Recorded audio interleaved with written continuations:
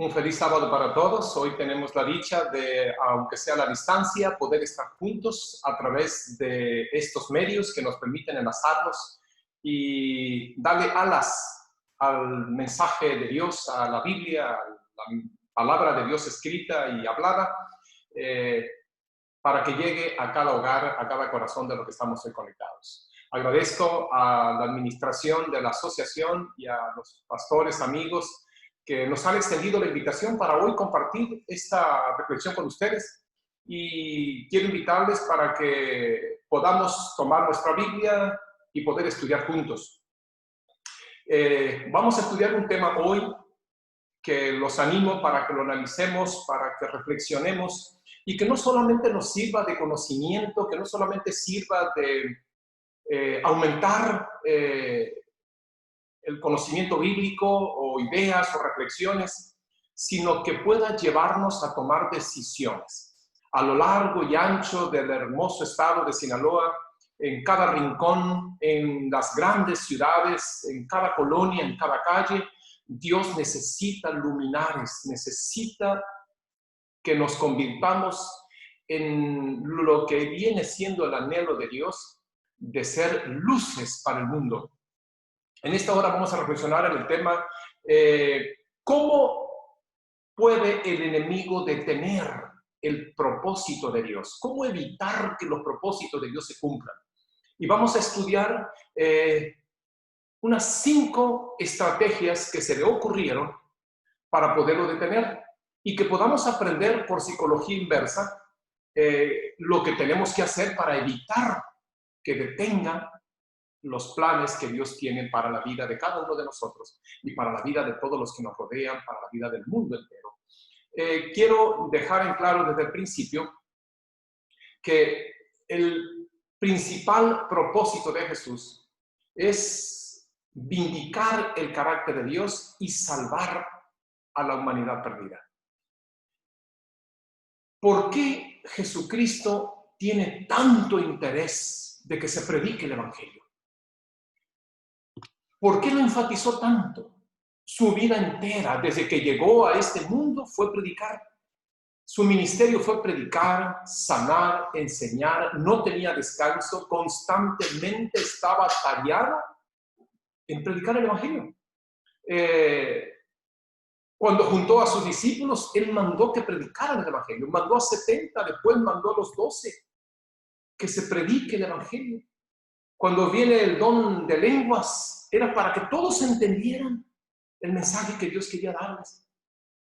Cuando Felipe, después de que Jesús murió, Felipe estaba tranquilo en su casa, pero el ángel y el espíritu se involucran en todo el cielo y le dicen: levántate, va allá un hombre camino de Jerusalén a Gaza, ve, alcánzalo. Y ahí va Felipe y el cielo involucrado con los seres humanos en la tarea de salvar a un individuo. ¿Por qué tanto interés? ¿Qué hay en el Evangelio que Dios tiene tanto interés que se predique? No solamente lo hizo Jesucristo, no solamente lo hizo su naciente iglesia, sino que antes de ascender al cielo, allí en el monte de los olivos, que está enfrente de Jerusalén, Jesucristo resucitado, el Cristo resucitado, reunió a sus 12 discípulos y les dice, en ese momento eran 11, y le dice: vayan por todo el mundo y prediquen el Evangelio. Todo que creyere y fuere bautizado será salvo. Prediquen el Evangelio, prediquen el Evangelio. Y los discípulos lo hicieron. Ahora piensen en la tarea del archiengañador, del enemigo de Dios y el enemigo de los seres humanos. Cuando miró a Jesucristo, él intentó, primera estrategia, detener a Jesús. Su primera estrategia fue detener a Jesucristo. ¿Cómo desanimarlo? Mira, si tú lees en tu Biblia, vas a descubrir que la estrategia 1 del diablo fue desanimar a Jesucristo. ¿Cómo lo hizo? Buscó desviar la atención de Jesús. Y en el desierto, allí le ofreció 3 tentaciones para apartarlo del plan de rescatar el mundo. 3 tentaciones. No lo pudo detener. ¿Qué fue lo otro que hizo? Desanimó al pueblo. Mira, dice San Juan 1:11, a los suyos vino y los suyos no lo recibieron. La mayoría de los que me están escuchando tienen hijos. Quiero pensar que tienen hijos. Yo tengo el privilegio de tener 3 muchachos, una niña y 2 muchachos. Y yo recuerdo cuando mis hijos nacieron, independientemente de las capacidades económicas que nosotros podamos tener, hacemos preparativos para recibir a nuestros hijos cuando van a nacer. Prepararles la cuna, prepararles en el cuarto donde van a estar, compramos ropita o lavamos o se lava la ropita que ya está, a veces se consigue hacer el color, azulito si es hombre o rosita si es niña o amarillito si no sabemos si es hombre o mujer, pero y hasta se hacen fiestas, se hace un ya llegué o un baby shower, no sé cómo le llaman, y se hace una fiesta para esperar a los niños, porque son valiosos, son importantes, y los papás se preparan, la familia se prepara para la llegada de un nuevo ser a la vida, al hogar. Me llama la atención que cuando el Rey de Reyes nació, el pueblo no se había preparado. Venía a rescatar al pueblo, a sus hijos, y los suyos, ya no se esperaba a los demás, los suyos no lo recibieron, no se hicieron preparativos, y tanto así no se hicieron, que Jesucristo tuvo que nacer con las bestias del campo. ¿Cómo es posible que el Rey del Universo haya nacido entre la paja de los animales en un corral? De alguna manera el enemigo quería desanimar a Jesucristo. Mira, no te quieren, no les interesas, regrésate. Pero no lo pudo desanimar. Dice San Juan 7:50, ni aún sus hermanos creían en él, ni aún, cuando dice ni aún, es tratando de decirle, mira, regrésate, no te quieren. Primera estrategia, desanimar a Jesús. No lo consiguió. Va la estrategia. La segunda, dividir el staff. Llámese por staff la junta directiva, el círculo cercano, sus discípulos más allegados. Ataca al staff. Sus primeros ancianos, los directores de departamentos, la junta directiva. Allí fue el siguiente ataque. ¿Cómo lo hizo? Un día, cuando Jesucristo estaba llegando al final de su ministerio, el apóstol Pedro se le acerca cuando Jesús declaró que era necesario ir a Jerusalén, donde sufriría y donde sería martirizado, crucificado. Y el apóstol Pedro le dijo allí en su Biblia, en el Evangelio según San Mateo capítulo 16, versículo 22, donde le dice, entonces Pedro le dijo, apártate. Bueno, dice, le llevó aparte y le dijo, comenzó a reprenderlo y le dice, Dios no lo quiera, Señor, esto no te puede pasar. Pero Jesús se volvió a él y le dijo, apártate de mí, Satanás, pues eres un tropiezo para mí. Tú no pones la mira, tú no miras las cosas como Dios las ve, sino como las ven los hombres. Miren, no era, Jesucristo no estaba reprendiendo a Pedro, al que estaba detrás de Pedro, tratando de influir en Pedro, en uno de sus colaboradores cercanos, para que desviara a Jesucristo de su misión de morir por el ser humano. No solamente eso, otro de sus colaboradores muy cercanos, llamado Judas, lo traiciona. Cuando él está a punto de morir, cuando ya está prisionero, Pedro lo niega. No solamente Pedro lo negó, todos los demás se fueron. Jesucristo mismo se los dijo en San Mateo 26, 31 y 56, donde les dice, todos ustedes se escandalizarán de mí en esta noche. Todos. A mí me impresiona el hecho de que Jesucristo ya lo sabía. Él ya sabía que lo iban a abandonar, que lo iban a negar, que lo iban a traicionar. Si ustedes leen San Juan capítulo 13, 5 veces le rogó a Judas para salvarlo. Jesucristo ya lo sabía. Sabía de la traición de Judas, sabía de la negación de Pedro, sabía que todos iban a ir. Y aún así los trató con cariño y con amor. El diablo consiguió dividirle al staff, poner al staff en contra de la misión.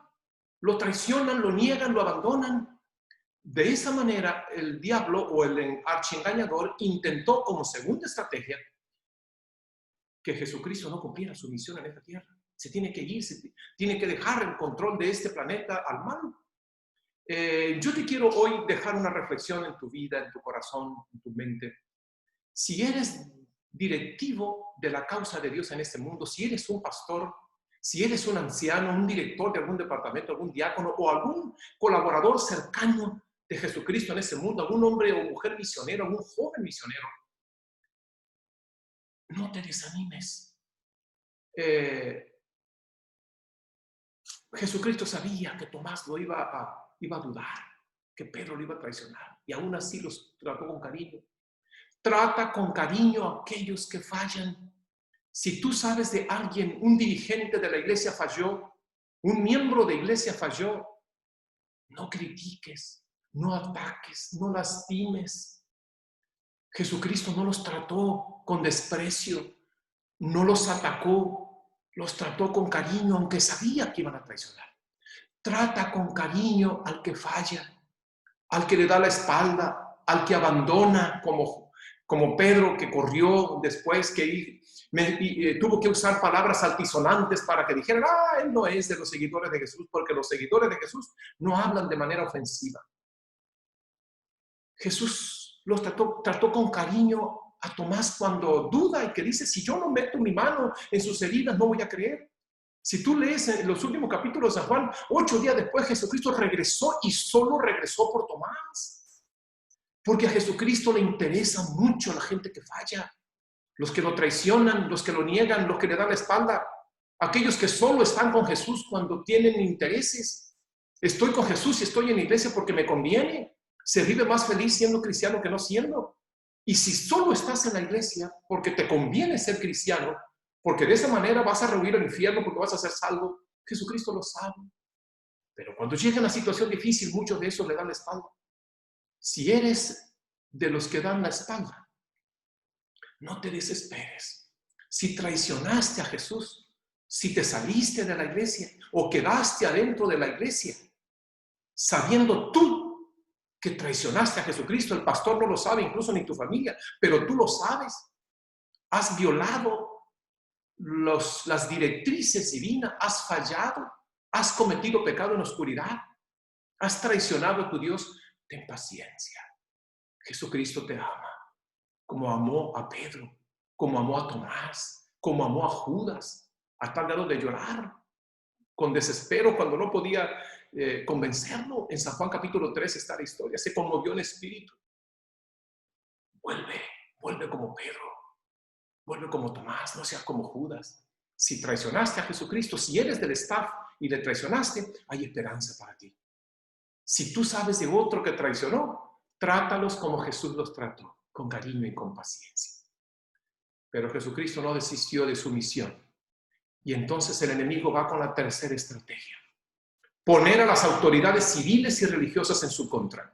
Yo te invito para que abras tu Biblia en el libro de Hechos. Y ese pequeño pueblo, la naciente iglesia de Jesucristo, enfrentó problemas muy difíciles. No tenían estructura, no tenían presupuesto, no tenían templos, no tenían oficinas, no tenían asuntos legales. Entonces el bandolero, el diablo, usó a las autoridades eclesiásticas. Mira, es interesante que la institución religiosa se colocó contra Jesucristo. Aquellos que había venido a rescatar ahora estaban en contra. Cuando la espiritualidad se institucionaliza, puede actuar en contra de Jesús. Qué peligroso es. La iglesia es la cosa más valiosa que Jesús tiene en esta tierra. Pero qué importante es mantenernos espirituales, enfocados en la misión. Las leyes civiles no se ponen de acuerdo con las leyes religiosas, pero llama la atención que las leyes religiosas y las leyes civiles, o los dirigentes religiosos y los dirigentes civiles, se pusieron de acuerdo para atacar a Jesucristo y la misión. Es que hay un ser que busca la manera de coordinar el mal para oponerse a los planes de Dios. Y si tú lees el libro de los Hechos, capítulo 4, dice, hablando ellos al pueblo, vinieron, versículo 1, sobre ellos los sacerdotes, con el jefe de la guardia del templo y los saduceos, resentidos de que se enseñase al pueblo y anunciasen en Jesús la resurrección de entre los muertos. Y les echaron mano, dice el versículo 3, y los pusieron en la cárcel. Mira, los dirigentes religiosos atacaron a los misioneros de Jesucristo. Y si tú sigues leyendo, nos iríamos muy largos si te leo todo. En el versículo 17, sin embargo, para que no se divulgue más entre el pueblo, amenacémosles para que no hablen más, y les intimidaron, dice el versículo 18, en ninguna manera enseñen ni hablen en el nombre de Jesucristo. Amenazas, cárcel, persecución, muerte. Lean el libro de los Hechos de los Apóstoles, que es un vínculo, un puente precioso entre los evangelios y el resto del Nuevo Testamento, que nos coloca el contexto de cómo nació la iglesia. Todas las autoridades se pusieron en contra, fueron encarcelados, azotados. Lean con detenimiento 2 de Corintios 11 y van a ver el sufrimiento que tuvo Pablo. ¿Quiénes le causaron el sufrimiento a Pablo? La religión. Los dirigentes judíos, los judaizantes, tratando de detener el avance del cristianismo y de la predicación del evangelio a todo el mundo. ¿Quién los organizó? El mal. Miren a Esteban, lo nombraron como diácono para que sirviera a la iglesia, pero se pone a predicar el evangelio. Y Saulo de Tarso, un dirigente de aquel tiempo, un sabio, que tenía un doctorado en asuntos de la Biblia, con pasión por su religión malentendida, participó en el asesinato de Esteban. Pero eso no detuvo el evangelio. El enemigo no pudo detener la predicación del evangelio y no se quedó cruzado de manos. Fue a la cuarta estrategia. Ya llevamos 3. ¿Cuál fue la cuarta? Desviar el énfasis. ¿Cómo hacer que esta iglesia se detenga de su tarea de predicar el evangelio? ¿Cómo hacer para que estos individuos, los discípulos y todos aquellos que aceptaban a Jesús, que se convertían en misioneros, cómo hacer para detenerlos? Porque la pasión que Jesús sembró en su corazón era un fuego que ardía en ellos, y a donde quiera que iba predicaban, no quedaban callados, hablaban de Jesucristo, testificaban de Jesús. Y el enemigo sabía que eso no servía a sus propósitos, había que detenerlos. No pudo desanimar a Jesucristo, no pudo desanimar a los apóstoles. Les trató de dividir al staff, pero aun cuando los afectó un poquito, se reestructuraron cuando llegó el Espíritu Santo y siguieron predicando. No los pudo detener, entonces les echó encima a las autoridades civiles y religiosas con las leyes, con amenazas, con azotes, con cárcel, con muerte. Todavía no nos ha tocado a ustedes, a mí, sufrir las amenazas, sufrir azotes. Pero ellos lo tuvieron, fueron azotados. Pablo fue apedreado en Listra, fue azotado, dices, azotes sin número. Y no lo pudieron detener. Entonces el enemigo debió haber pensado, ¿cómo le hago para detenerlos? Y se le ocurrió la cuarta estrategia, desviar el énfasis, exceso de actividades. Vamos a enfocar a los dirigentes de la iglesia, al presidente de la asociación, al staff de la administración de la asociación, los departamentales, a todos los pastores, a los dirigentes de la iglesia, a los ancianos, a los directores de departamentos, a los diáconos y a cada miembro de iglesia. Le vamos a desviar el énfasis. Ahora vamos a hacer que se ocupen de otras cosas de la iglesia. Y mira, qué interesante. Ahí en tu Biblia, en el libro de Hechos de los Apóstoles, vas a descubrir, en el capítulo 6, dicen aquellos días como creciera el número de los discípulos. Ahora eran muchos miembros de iglesia. Y el crecimiento es correcto y es predecible porque el evangelio son buenas noticias. Ahora que la iglesia estaba creciendo, pues aumentaron las actividades. Y entonces hubo una murmuración murmuración de los griegos. Llámese por griegos, en el idioma griego esa palabra dice helenikos. Eran cristianos de origen gentil, con mentalidad griega. Pudiera ser que algunos de ellos fueran judíos que crecieron en la cultura helenista, en la cultura open mind de los griegos, y se habían quejado de que sus viudas eran menos atendidas que las viudas de los que eran hebreos. Y entonces empezó a haber una controversia. Entonces llamaron a los predicadores, a los pastores, a los dirigentes. ¿No saben qué? Necesitamos que se pongan a organizar la iglesia. Hay muchas cosas que hacer aquí. Hay muchas cosas que hacer en la iglesia. Amigos, yo no sé si tú estás en una iglesia o en una oficina donde hay muchas cosas por hacer. Estamos tan ocupados, tan atareados, hay tantas cosas que hacer para atender a la iglesia. tanto que hay que hacer, que se nos olvida por qué estamos aquí. Te invito a hacer una pregunta, hacerte una pregunta. ¿Por qué estás aquí? ¿Por qué Dios te tiene aquí? El que sabe el por qué le lleva mucha ventaja al que sabe cómo hacer las cosas. ¿Por qué haces lo que haces? No olvidemos que tenemos una razón de ser y es predicar el Evangelio. Pero es que la iglesia tiene muchas cosas que hacer, hay muchas ocupaciones. Sí, todo eso es bueno, pero no podemos permitir que se desvíe el énfasis. Hoy en día pertenecemos a una iglesia que tiene muchas áreas, muchos departamentos, muchas ocupaciones. Y corremos el peligro, está latente la amenaza que se nos olvide. ¿Por qué existe la iglesia? La misión no es cuidar la iglesia, la misión no es atender la iglesia. La misión no la establece la iglesia, la estableció Jesucristo en Mateo 28. Es ir y predicar el Evangelio. Es salvar gente. Y la iglesia es la comunidad de los redimidos donde se entrenan, se organizan y se motivan para predicar el Evangelio. Pero el diablo lo sabe que la iglesia es un agente poderoso para mantener salvados a los redimidos, mientras salvan a los que están perdidos. Y entonces atacó a la iglesia. Si no puedo contra Jesucristo, entonces voy a atacar a la iglesia. ¿Cómo? Manteniéndola ocupada. Oh, esto no es nuevo. Esta no es una estrategia nueva. Lee Éxodo capítulo 5 y vas a ver que cuando Moisés viene para liberar al pueblo de Israel de la esclavitud egipcia, cuando Dios manda a Moisés, los hace reunirse un sábado y les dice cuál es el mensaje de Dios para ellos, para salir. Y me llama la atención que un día Faraón se enfrenta a ellos y le dice, ¿por qué hacéis cesar al pueblo de su trabajo? Esa palabra, ¿por qué los hacéis cesar? Es la misma que se usa en Génesis 2, del 1 al 3, para referirse al reposo del sábado. Es decir, Faraón les dijo, ¿por qué nos haces guardar el sábado? Y más adelante le dice, ¿están ociosos? Sí, por eso están atendiendo palabras mentirosas, están ociosos. Entonces la estrategia fue, auméntenles el trabajo. Exíjanse la misma cantidad de ladrillos, pero no les den paja. Ellos ahora tienen que buscar paja y hacer la misma cantidad. Aumentarles el trabajo y les funcionó. Lee la historia y vas a ver.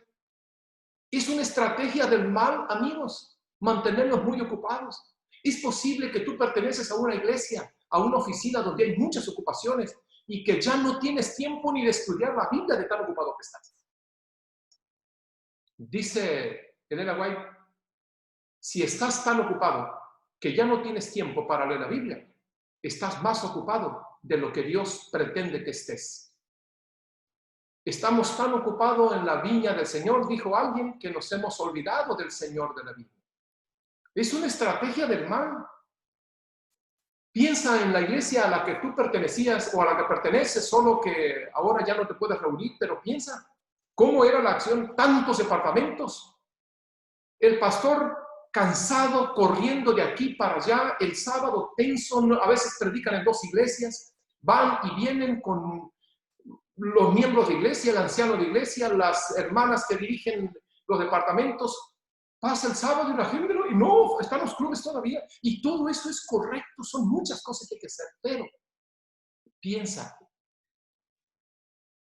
¿qué tan ocupado estoy en las cosas de la iglesia que se me olvidó la misión? Estamos tan ocupados en la sociedad de jóvenes, en el programa de sociedad de jóvenes, que se nos olvidó la sociedad de jóvenes. Estamos tan ocupados en el programa de escuela sabática que se nos olvidó la escuela sabática. ¿Quién se preocupa por si los niños llegaron a tiempo o llegaron tarde a la escuela sabática? ¿Cuántas veces hacemos acciones para revisar si los niños de los departamentos estudiaron su lección o no? Y si no la estudiaron, o incluso los adultos estudiaron o no, pero salimos del programa y ya no nos importa. Ya nadie tiene acciones, o quiero decir, no puedo decir nadie porque hay muchos que lo están haciendo, pero ya no hay muchos dirigentes que se preocupan qué acciones voy a seguir para que ya no lleguen tarde los miembros de iglesia a la escuela sabática, a los departamentos de los niños. Voy con los papás y el papá, el niño me está llegando tarde. Es decir, nos interesa el programa, pero no nos interesa la escuela sabática. Estamos tan ocupados. que se nos olvidó por qué hacemos una escuela sabática.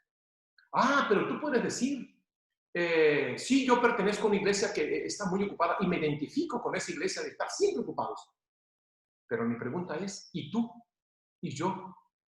¿Qué tan ocupados estamos que ya no tenemos tiempo de predicar el evangelio? Estamos tan atareados en la casa, limpiando, planchando, lavando, haciendo comida, lavando los trastes, en la oficina, en el trabajo, en el campo, en la albañilería, en la carpintería, en la agricultura. Estamos tan ocupados en tantas acciones que se nos olvidó de que estamos aquí con una misión, y esa misión es anunciar a Jesucristo. ¿Qué tiene de grandioso Jesucristo que el diablo está buscando detener a la iglesia, aumentándole una serie de actividades y manteniéndola muy ocupada? ¡Wow! Los pioneros de esta iglesia, la iglesia cristiana primitiva, tenía pasión por la misión y predicaron el evangelio en medio de gran oposición. Los asesinaban, los encarcelaban, los amenazaban y no los detuvieron. Y gracias a eso tú conoces a Jesucristo y eres salvo. Cuando esta iglesia adventista inicia, los pioneros, Lomborough, Jaime White, Elena White, Andrews y todos los pioneros tenían pasión por la misión.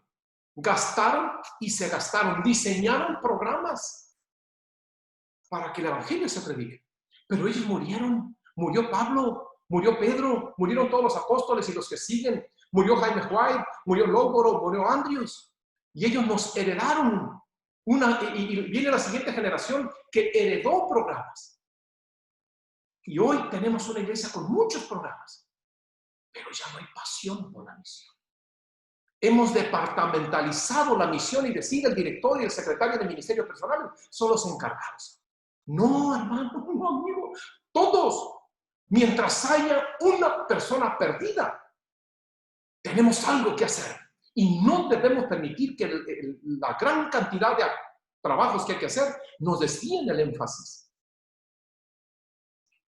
Trabaja para que tu iglesia sea una iglesia misionera y para que las muchas acciones que la iglesia realiza sean enfocadas en salvar.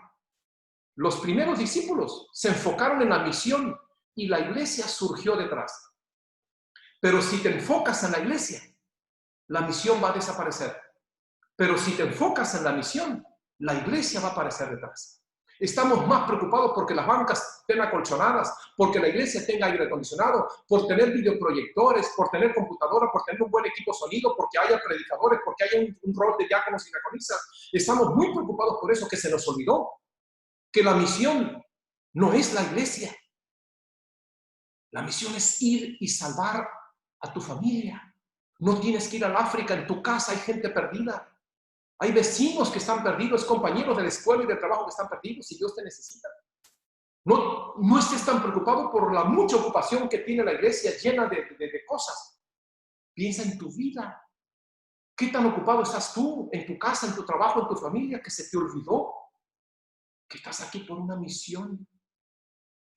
El diablo no consiguió detenerlos. Entonces va a la quinta estrategia: introducir falsos predicadores a la iglesia. Falsos maestros, falsos profetas. Te invito para que leas con detenimiento el segundo capítulo de Segunda de Pedro, de la segunda carta de Pedro. Que leas la segunda epístola de Juan, es un solo capítulo. Y el único capítulo de la epístola de Judas, léelos. Y te vas a dar cuenta que en esos documentos bíblicos hay un común denominador, una lucha para detener el avance de los falsos predicadores, los falsos pastores, los falsos profetas, los falsos maestros. Hay un documento extrabíblico, o sea, no bíblico, que se llama la Didaché o Doctrina de los 12 Apóstoles. Tan antiguo como las cartas de Juan, se escribió en la segunda mitad del primer siglo. Y si tú lees del capítulo 11 en adelante de la Didaché, es la misma preocupación. Es que el diablo pensó a la naciente iglesia, no la puedo detener.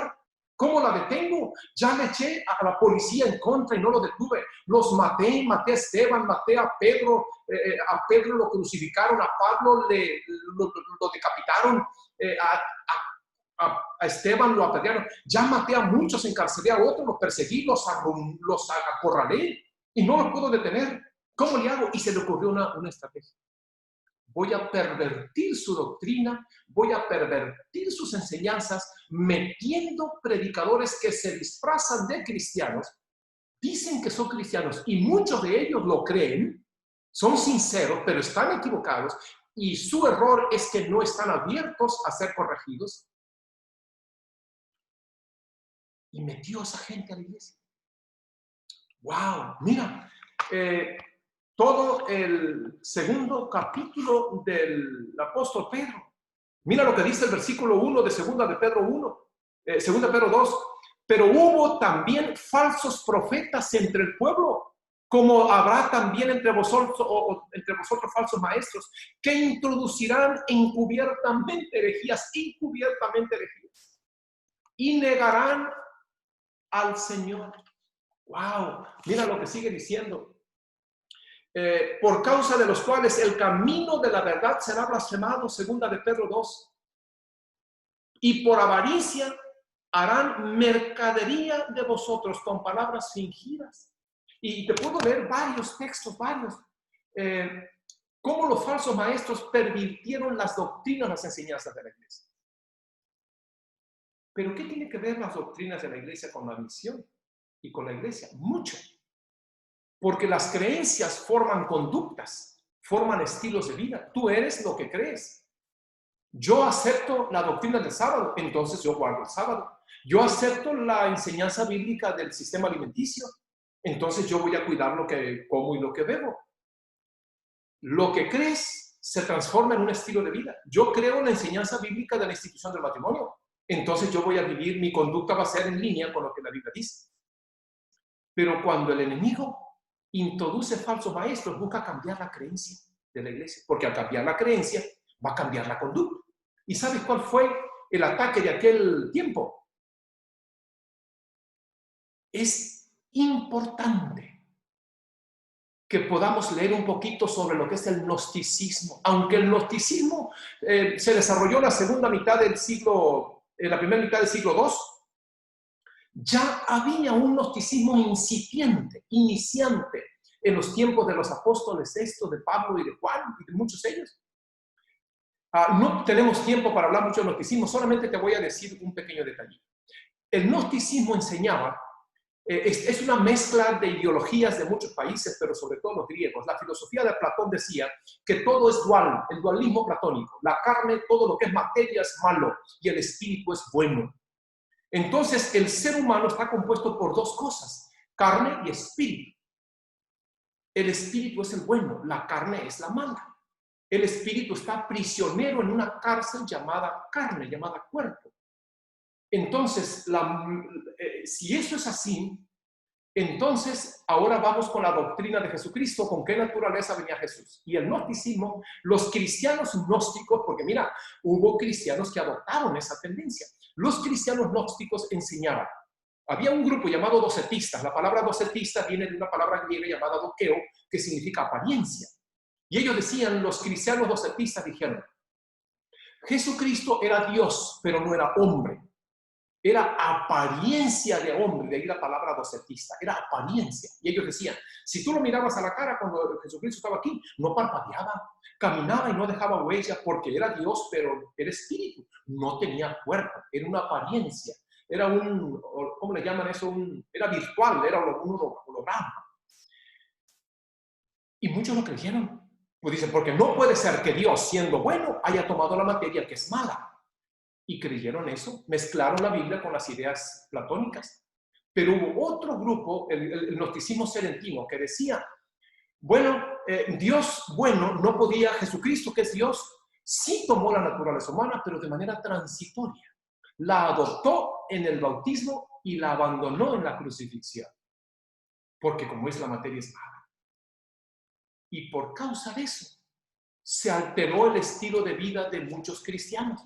Y surgen grupos, como el gnosticismo ascético. El ascetismo, ¿en qué consiste? La palabra asceta o ascetismo es un estilo de vida austero que renuncia a todo lo que es placer o agradable. Y entonces surgen los ascetas, que eran un grupo de cristianos que decían que la mejor forma de prosperar espiritualmente es castigando el cuerpo, flagelándolo, privándolo de placer, Si es un placer comer, no niégale la comida, niégale la bebida, que no tome agua, que se sacrifique, que sufra, porque si quiero ser buen cristiano tengo que castigar mi cuerpo para que se libere mi espiritualidad. Y surgió el ascetismo. Mira, las creencias alteraron la conducta. Y hubo gente que se empezaron a flagelar, a castigar la carne para poder ser espirituales. Hubo otros que se encarcelaban en pequeñas celdas donde en rejas que apenas cabían y estaban años encerrados allí a como podían, sufriendo, porque entre más sufro, más espiritual soy. ¡Qué idea! Ya no necesitas orar ni leer la Biblia, ya no es Dios el que produce en ti tanto el querer por el hacer, no. Castiga el cuerpo para que prospere el espíritu. Y eso se metió a la iglesia. No estamos hablando de gente de afuera, de gente de adentro. Ah, pero hubo otro grupo, el antinomianismo, que ¿qué enseñó? Si la materia es mala, dale todo el placer para que se destruya. Come, bebe, todo, destrúyelo con el placer. Que se destruye. Mira, el cristianismo contaminado con falsas doctrinas introducidas por falsos maestros. Y así luchó. Parece ser que esta última le funcionó de meter falsos maestros, falsos predicadores. Amigos, ¿qué tiene de grandioso el cristianismo? Que Dios quiere que se predique y el mal quiere que se detenga. Comenten allí, en familia. Pero el cristianismo es grandioso porque te ofrece perdón. Te salva. Te perdona todos tus errores. Jesucristo te perdona y te salva. Si hay gente torturándose en la iglesia o fuera de la iglesia o en tu familia, háblale de que en Jesús hay perdón. No te tienes que torturar, hay perdón. Hay salvación en Jesús, hay esperanza en Jesús. Es el único medio de salvación, dice Hechos 4:12, y ustedes lo leyeron al principio. En ningún otro hay salvación, solo en Jesús. Por eso hay que predicar a Jesús. Es el medio de salvación. No es la iglesia la que salva, es Jesucristo, y la iglesia es el medio de los redimidos, la comunidad de los redimidos. Hay tanto que debemos predicar. Es tan lindo el cristianismo. Hay esperanza de vida eterna, pero también hay ventajas de una vida feliz aquí en la tierra en familia. Sana, feliz y gloriosa. Pero el enemigo lo quiere detener. Y yo te quiero preguntar, ¿qué estás dispuesto a hacer para evitar que el enemigo te detenga? Eres un hijo de Dios. Dios te salvó, te rescató, pero no solo para ofrecerte al cielo y que te vayas con Él, que así va a ser, pero mientras estás aquí te necesita. Ve por tus hijos, ve por tu esposo, por tu esposa, ve por tus padres, tus hermanos, tus vecinos, compañeros de trabajo, de manera concéntrica, de adentro hacia afuera, como los círculos de cuando cae en un lago una piedra, cómo se van irradiando hacia la orilla. Así debemos extender al reino de Dios. Dios te necesita. No te quedes aplaudiendo que ya eres cristiano. Ahora, fortalece tu cristianismo leyendo tu Biblia, orando y transmitiendo el mensaje de salvación a otros. Tuvo éxito en el pasado de manera parcial el diablo, pero parece que hoy tiene más éxito en muchos cristianos. No voltees a ver a los de afuera, piensa en ti y en tu familia. ¿De qué manera el enemigo pudo detener el evangelio? Desanimando a Jesús, no lo consiguió. Dividiendo la junta directiva de la asociación o de la iglesia, que no lo consiga, no lo permita Dios. Oremos unos por otros que no lo persiga, que no lo consiga. Ah, no lo consiguió, va a ir a la tercera. Ponernos a las autoridades civiles y a las leyes en contra. Va a llegar el día en que así va a ser. Todavía no, en nuestro país no hay. Pero va a llegar la cuarta estrategia, desviar el énfasis, estar muy ocupados. Que no nos distraiga. Mantente enfocado en la misión. Y la iglesia va a estar fuerte, viva y fuerte. Y cuida a la iglesia de las falsas enseñanzas. Y lo mejor es mantente conectado con Dios y con su palabra. Los falsos maestros, los falsos pastores, los falsos predicadores o los falsos cristianos, lobos disfrazados de ovejas, no van a tener cabida en una iglesia que estudia la Biblia y tiene el Espíritu de Dios. Publica las grandezas de Jesús y las ventajas que Dios ofrece para los hombres. Y entonces llegará el día en que, cuando hayamos terminado la tarea, Jesucristo vendrá y nos llevará a morar con Él para siempre.